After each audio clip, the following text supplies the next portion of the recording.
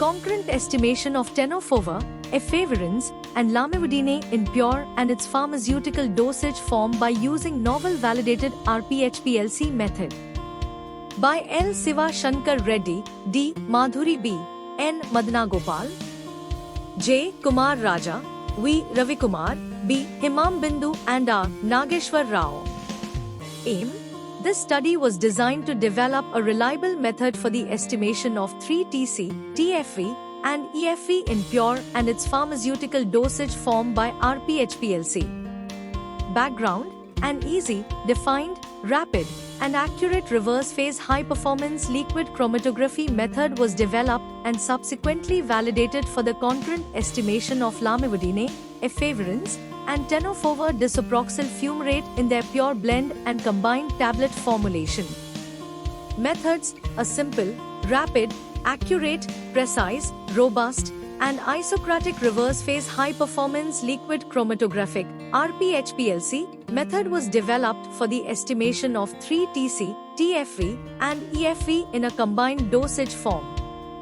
The method was developed by using inertial odds 3V 250 times 4.65 m column with mobile phase composition of acetonitrile 1% IPA in the ratio of 85:15 at a flow rate of 1 ml per minute, and the effluents were monitored at 256 nanometers using PDA detector. Results: 3-TC, TFV, and EFV drugs were eluted at retention times of 2.4, 2.8, and 4.5 minutes, plus or minus 0.5. The proposed method was validated as per ICH guidelines. The correlation coefficient, R2, was found to be 0.999. All the parameters were found to be within the limits.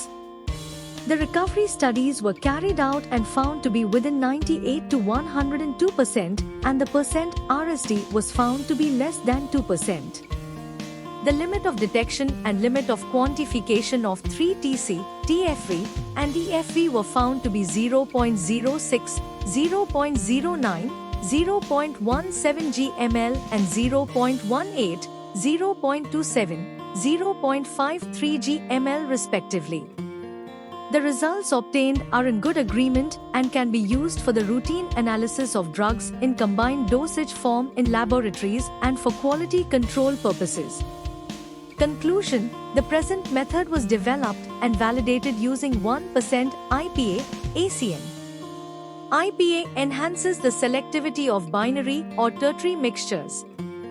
The main reason for the use of IPA as a part of the aqueous mobile phase is to keep the column free of undesired adsorbed contaminants from the sample or a sample matrix. This may change the retention behavior of the analyte or as a baseline noise or drift. By using IPA, which acts as a good washing agent of the column when compared to other solvents, the proposed method has a shorter analysis time, which allows it to be applied to several samples in less time. As a result, the proposed method was discovered to be unique, simple, accurate, and resilient, and validation experiments revealed that the proposed methods are adequate for routine quality analysis of the combination dosage form.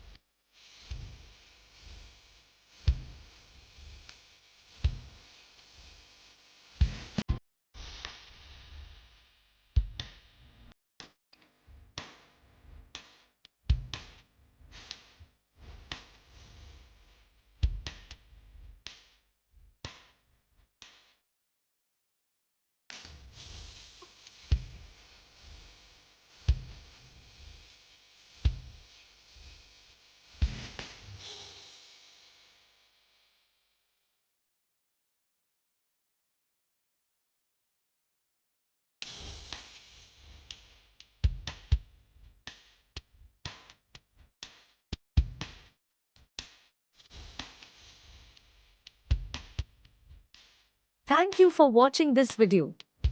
Please subscribe our channel for watch more scientific research videos.